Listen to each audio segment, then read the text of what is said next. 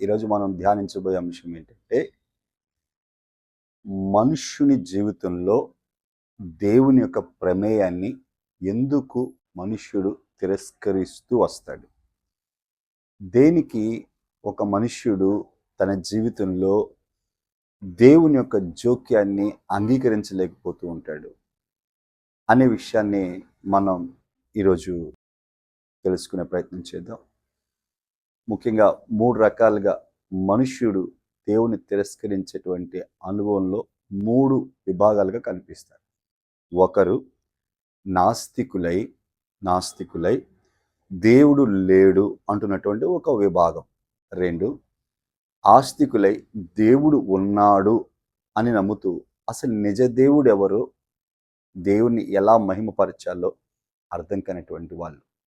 మూడవదిగా నిజ దేవుడు తెలుసు, దేవుడు ఉన్నాడని తెలుసు, కానీ దేవునితో తన జీవితం ఎలా ఉండాలో, దేవునికి తన జీవితంలో ఏ విధంగా ప్రమేయం ఇవ్వాలో, ఎంతలా జోక్యాన్ని ఆయనకు ఆపాదించాలో అర్థం కానిటువంటి వారు ఈ 3 గుంపులుగా మానవ జాతి కనిపిస్తుంటుంది.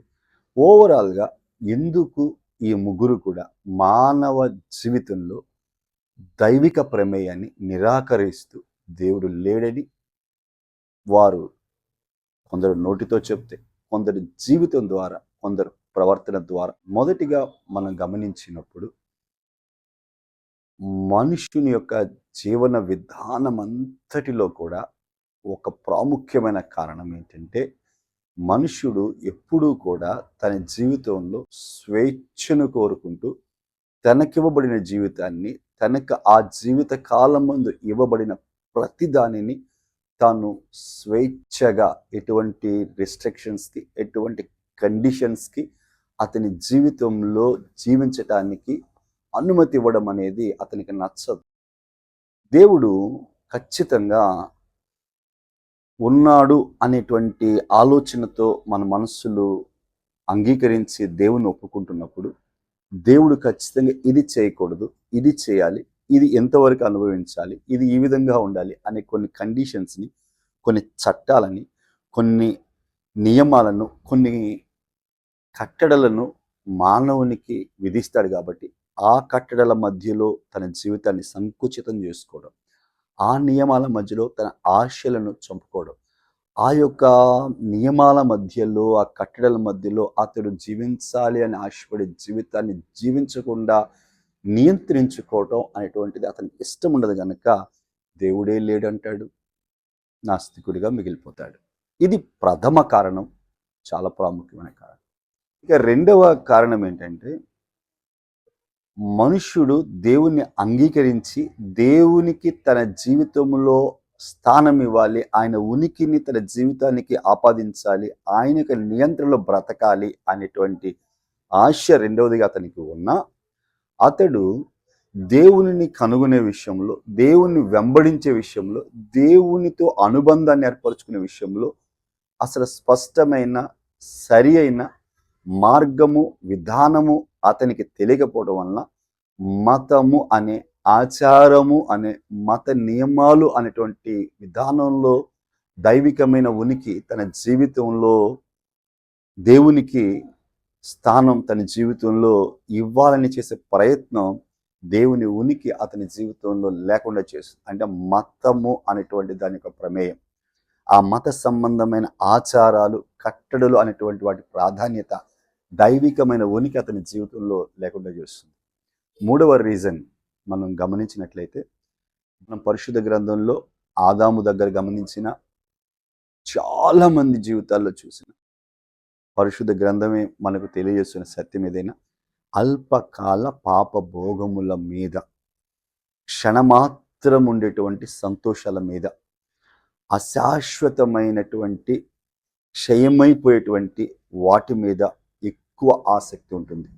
భవిష్యత్తు అంటే నిత్యత్వము అనే దాని మీద, శాశ్వతమైన దైవిక రాజ్యం మీద, అసలు శాశ్వతమైన ఏ అంశం మీద మనుష్యుడికి అధిక ప్రాధాన్యత అనేటువంటిది ఇవ్వడం అనే గుణం ఉండనందున అతడు దేవుని నీతి కానీ, దేవుని నీతిని అనుసరించి జీవించటం కానీ, దేవుని రాజ్యమునకు వారసుడు కావడం కానీ, దేవుని రాజ్య వారసునిగా పౌరునిగా బ్రతకడం కానీ అతనికి ఇష్టం ఉండదు. అంటే మొదట మనం ఏం చూసామంటే అతడు స్వేచ్ఛగా బ్రతకాలి, ఎవరి రిస్ట్రిక్షన్స్ కండిషన్స్ ఎటువంటి కట్టడలు నా జీవితానికి ఉండకూడదు, నేను స్వేచ్ఛగా బ్రతకాలని తత్వం ఒకటైతే, రెండోది దేవుని యొక్క ప్రమేయం తన జీవితం ఇవ్వడానికి వెతికే మార్గం మతము ఆచారాలు అవ్వడం మూలంగా రెండైతే, మూడవ కారణం అతడు తాత్కాలికమైన ఇహపరమైన క్షణమాత్రం అంటే అశాశ్వతమైన వాటికి ఇచ్చే ప్రాధాన్యత శాశ్వతమైన అక్షయమైన నిత్యత్వానికి ఇచ్చే ప్రాధాన్యత చాలా తక్కువ కావడం మూడవ కారణం. నాలుగవ కారణాన్ని కనుక మనం చూసినట్లయితే సాతాను యొక్క ప్రలోభాలు. సాతానుడు మానవ జాతిలో నియమించినటువంటి లేక ఇంపాక్ట్ చేసినటువంటి భయంకరమైన అనుభవం ఏంటంటే అతడే అధికుడు, అతడే గొప్పవాడు, అతడే శ్రేష్టమైన వాడు, అతని మీద మరొక బాస్ ఉండడానికి ఇష్టం లేదనే గర్వపు స్వభావం మానవులో ఉండటం మూలంగా ఒక అహంకారపూరితమైన స్వభావం మానవుని హృదయంలో ఉండిపోవడం మూలంగా తోటి మనిషిని తృణీకరిస్తూ వస్తాడు. తోటి మనిషి కంటే తను గొప్పవాడని భావిస్తూ ఉంటాడు. ఈ స్వభావం ఏం చేస్తుందంటే దేవుడు తనకంటే శక్తివంతుడు, తనకంటే గొప్పవాడు, తనని కూడా ఆయన లెక్కడుగువాడు, నియంత్రించువాడు అనేటువంటి భావనని ఈ మనిషిలో ఉన్న అహం, గర్వం ఒప్పుకొనివ్వదు. ఇది సాతానుడు మానవాళికి వేసేటువంటి ఒక భయంకరమైన గుడ్డితనం మనోనేత్రాలకి అని పరిశుద్ధ గ్రంథం చెప్తుంది. ఈ ప్రాముఖ్యమైన ఈ 4 కారణాల వలన మనుష్యుడు దేవుని యొక్క ఉనికిని తన జీవితంలో పొరపాటును కూడా అంగీకరించడానికి ఇష్టపడడు. దేవుడు లేడని బుద్ధిహీనుడు అనుకుంటూ ఉంటాడు. సృష్టి మొదలుకొని ప్రతి దానిని వివేచించటం వలన బయలుపరచబడుతున్న దేవునికి నిత్య శక్తిని అతడు తృణీకరిస్తాడు వద్దని చెప్పి. అంతేకాదు అతడు అల్పకాలం ఉండే ఈ శరీరంతో జీవించే జీవితమే ప్రాముఖ్యమైనదని, నిత్యత్వం అల్పమైనదని భావిస్తుంటాడు. ఇక అతనికంటే గరుడు ఎవరూ లేరు, తనే గరుడను సాతాన్ యొక్క భ్రమ మూలంగా, ఆ ప్రభావం మూలంగా అతడు ఫీల్ అయ్యి దేవునికి అతని జీవితంలో స్థానం. ఈ 4 కారణాలలో ఏదైనా మనకు సమీపంగా ఉంటే వాటికి మనం దూరం అవుదాం. దేవుడు నిశ్చయముగా ఉన్నాడు.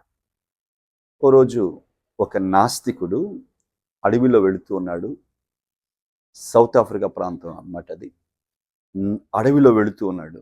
ఆ రాత్రి అడవిలో ఒక జనము మధ్య అతడు ఉండవలసి వచ్చింది. ఆ జన నాయకుడు ఏదో ఒక పాత్రలో వండుతూ ఉన్నాడు వేడివేడి బాణలు.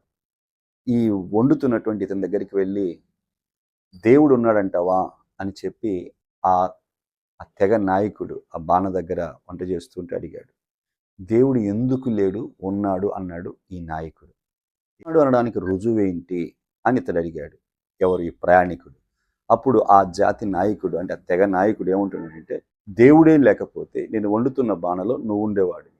నేను ఒక నరమాంస భక్షకుని, మనుషులను చంపి వండుకొని తినేవాడిని.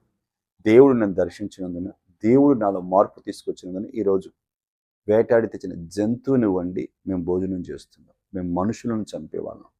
దేవుడు ఉన్నాడు కనుకనే అది తప్పని, మేము అది చేయకూడదని దేవుడు మాకు బోధించినందున, మార్పు తెచ్చినందున మేము ఈరోజు ఆహారాన్ని తింటున్నాం, మనుషులను తినడం లేదు. ఎందుకంటే దేవుడు ఉన్నాడు అనడానికి రుజువు కావాలా అన్నాడు. ఆ యొక్క నాస్తికుడు ఆ రాత్రి దేవుని అంగీకరించి వారితో కూడా కలిసి ప్రభువైన యేసుక్రీస్తుని వెంబడించాడు.